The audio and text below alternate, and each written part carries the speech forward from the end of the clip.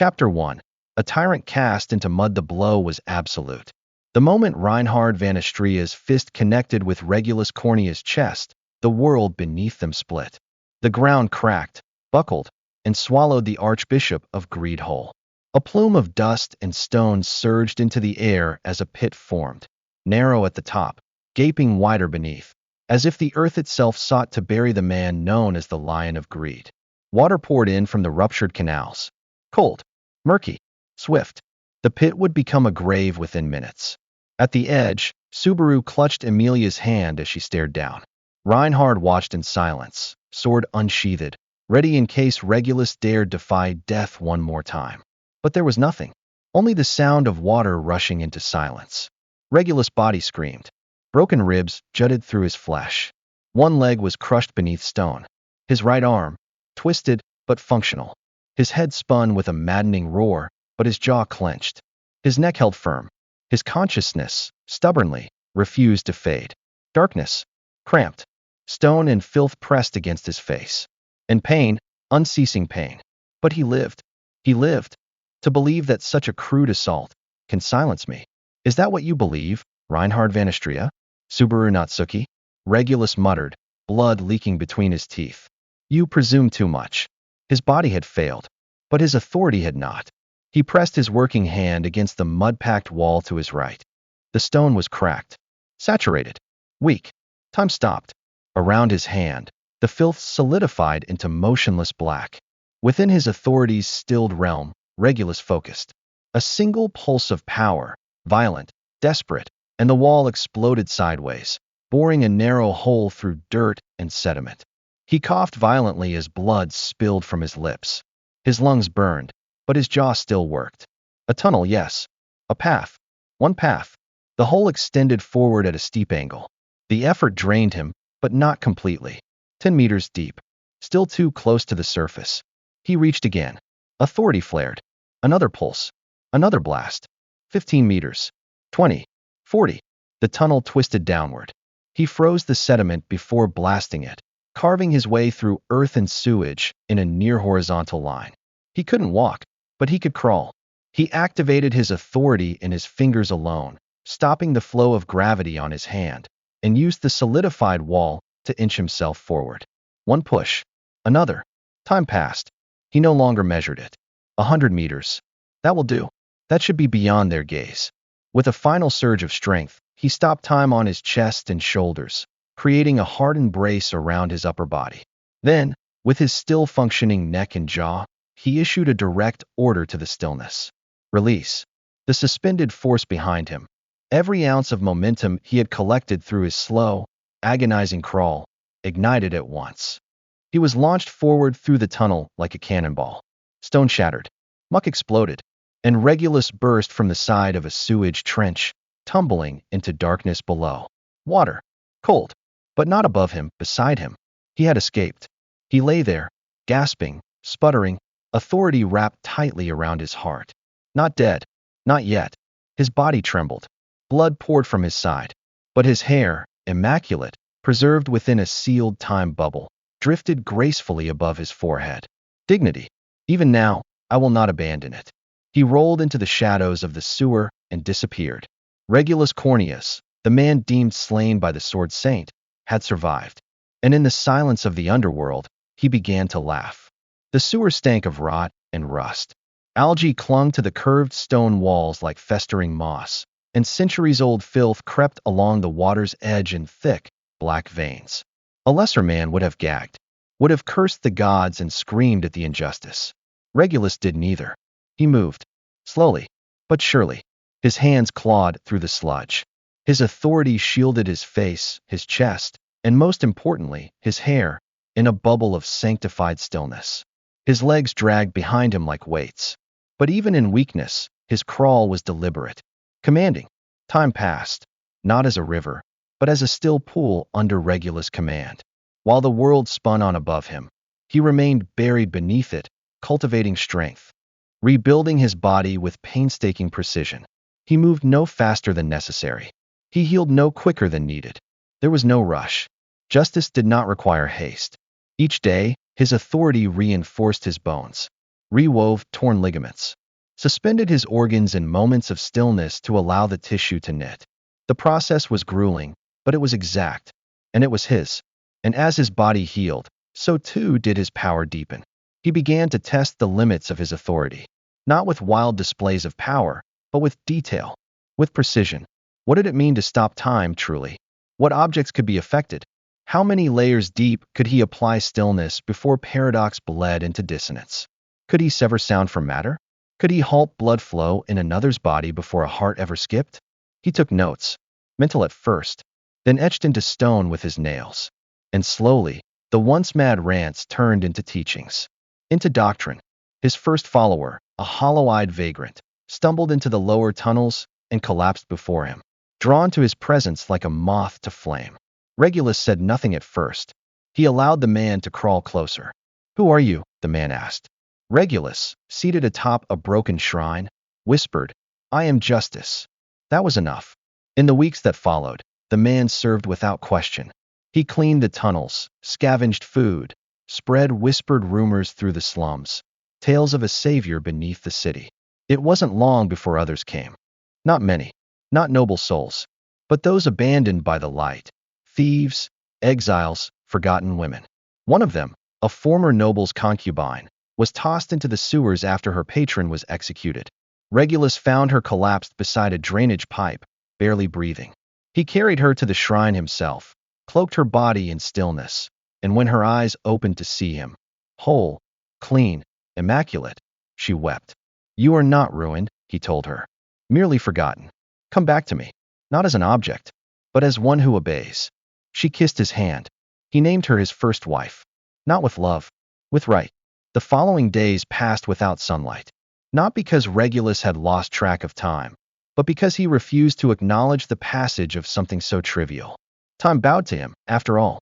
Deep in the labyrinth beneath Pristella, Regulus moved from tunnel to tunnel, mapping the city's veins through sheer repetition. He crawled at first, then pulled himself forward with makeshift braces formed of stop-time fragments wrapped around his limbs. Where normal bone failed, authority held. He slept in empty reservoirs. He drank condensed steam. He fed from storerooms of abandoned food, keeping his presence like a ghost, invisible. All the while, his mind remained clear. My body will repair itself, eventually, but my dignity? That never wavered. Atop a rusted drainage altar that once held purification stones, Regulus sat cross-legged. Around him, silence reigned.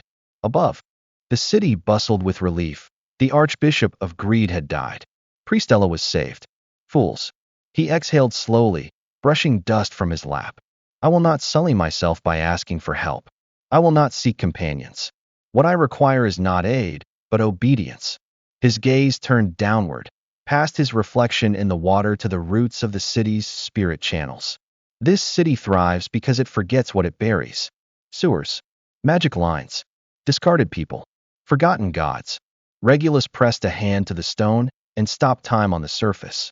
Beneath the seal, mana pulsed. Mana veins accessible, untouched, unworthy of notice. But not to me. He drew from it slowly, siphoning strength without disturbing the currents. Not like Subaru, who stole power and wasted it. Regulus took what he needed when he needed it. That was justice. The following week, he began speaking. Not to anyone. Not yet. But the walls. The earth. The dead. You lost your homes. Your families. You were devoured by war, by chaos. And who stood for you? He paced the chamber, each step more stable than the last. Did the dragon's church rescue you? Did Reinhard lift you up? Did that silver-haired impostor weep for you? He paused, looked at the air as though someone stood there. No, you were left to rot, like I was. But I endured. And now, so shall you. From the black, someone responded.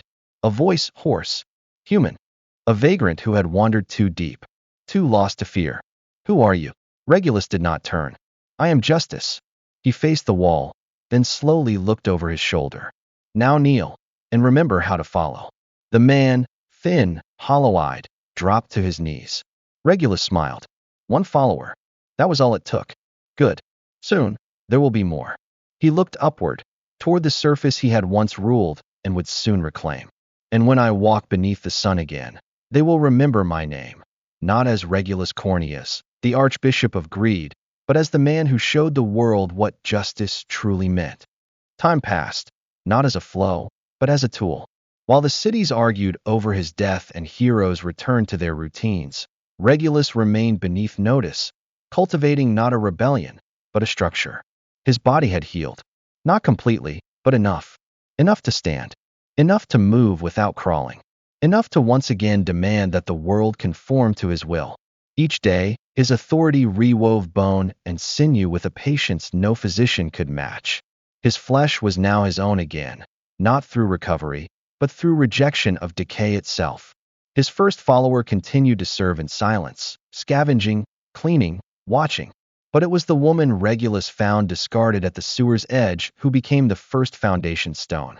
She no longer wept, no longer asked questions. She listened, obeyed, and in doing so, became still. Not in fear, in purpose. He named her his first wife, and she obeyed. In the weeks that followed, others came. Some whispered of miracles. Others heard the rumors in slums and black markets. All were broken in some way, cast out, discarded, or desperate for something the world above denied. He offered nothing freely. Those who stayed earned their place. Some tried to impose their own ideas, their own warped sense of justice or loyalty. He silenced them without a word, freezing their voices mid-explanation, halting their hearts just long enough for understanding to sink in. To obey was to live without contradiction. To live without contradiction was to live rightly. The shrine beneath Priestella grew. It no longer smelled of rot. Now it carried incense made from river herbs. The stones were scrubbed clean. The old blood marks were polished into ceremonial stains, reminders, not regrets. Regulus sat at its center, reading scripture etched by his own hand. Philosophical treatises born from the edge of madness and rewritten under the clarity of divine time. He called it the Garden of Obedience. His wives served in order. The first wife, once lost, now reborn, became the voice of the shrine, delivering his words to new arrivals. They bathed him. They studied him. And when he meditated, they circled him in silence, heads bowed, the air so still that even time seemed reluctant to move. Regulus no longer dreamed of revenge. He dreamed of correction. The scalded mountain range stood high and distant from the bloodied affairs of the cities. The snow-tipped peaks wore silence like a crown, and in that sacred, untamed quiet, Regulus had made his retreat. He had climbed far from the sewers and forgotten shrines, far from the stink of rot and the foulness of the weak. A ruined temple on the edge of the cliffs, weather-worn and long abandoned, had become his sanctuary. Here he trained, not with a blade, nor with borrowed strength, but with knowledge. Every day, he pushed his authority deeper, stretching its rules to the seams of reality. He would stop the wind without stopping the air, freeze the flame without touching the light, and hold a drop of water in stasis while making the river beneath it roar. He learned how to apply layers, to stop the sound of a voice, but not the breath that carried it. He began to understand that his authority wasn't just invincibility. It was control. True, exacting, absolute control over when things could be. And it was there, as he walked across a pond held mid-freeze, when he heard her. "You're supposed to be dead." He turned. At the edge of the trees stood a young woman. Dusty cloak, worn boots, a bundle of herbs in one hand. She stared at him, unshaken. He studied her for a moment, golden eyes unblinking. "Everyone else seems to believe that. Why don't you?" "I don't know," she said. "I think. I wanted it to be a lie." "Why?" She stepped forward slowly, almost reverently. "Because my father died when the water in Priestella rose. My brother disappeared when the fighting started. But someone said you were the one who made it stop. They said the Archbishop of Greed was the reason everything went still." Her voice trembled. "They said you were a monster. But if a monster can stop the world, then maybe a monster can stop the suffering too." Regulus stared at her. "Quiet. And what is it you seek?" "I want to serve you." She knelt. Regulus felt a low stir of satisfaction curl through his chest. Not lust, not hunger, recognition. "Then you will obey me," he said. "And in return, you will not suffer." She bowed her head. Yes. He offered no hand. He did not touch her, but he knew she would follow. Not because of love, because of need. He turned back toward the pond. "Tomorrow," he said, You will bring me parchment and ink and anything you can steal from the village archives. I am rewriting the laws of reality. I will need paper. Yes, my lord. And so she left. And so began their pact, a quiet, twisted alliance under snow and stars. Chapter 6. Notes on a New World. The ink she brought was bitter, the parchment thin, but Regulus accepted both without complaint. His hands moved swiftly across the page, fingers still stiff from healing but guided by an unshakable will. Each symbol, each line, was part of an equation he had come to understand, that authority was a language, and he was learning to write his own dialect into the world's syntax. Around him, the old temple groaned under the weight of snow and wind. And yet, within its broken walls, time often held its breath. She sat by the door each evening, watching. He never asked her name. She never offered it. My authority, he murmured one night, not facing her, is not just immunity. It is structure. It is the means to define limits, and the means to erase them. She nodded. Will you rewrite them? She asked. I will redefine them. A pause. And after that, Regulus did not smile. He simply turned another page. After that, I will be the only man who decides what is just. She rose. The villagers are saying the nobility is in disarray. The priesthood is split. They say a noblewoman in Priestella is trying to form a new council. He tapped his quill once. Twice.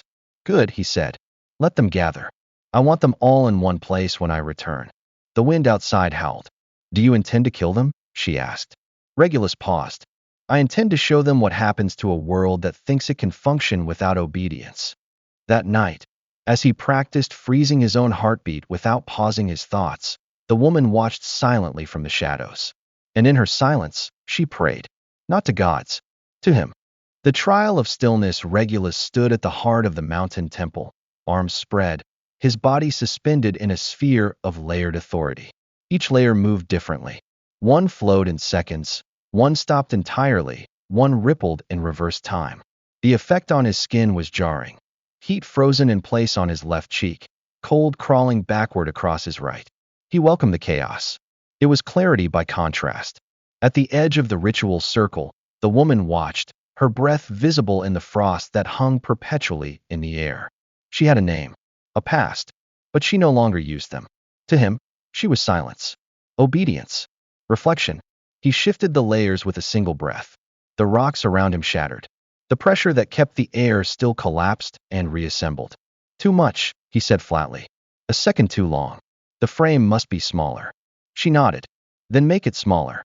His eyes flashed gold. I will. Every test brought him closer. Every failure taught him more.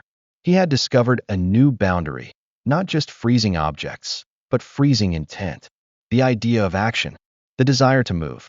A sword could be stilled, but what if the will to raise it could be stilled before the arm ever moved? That was power. That was his next threshold.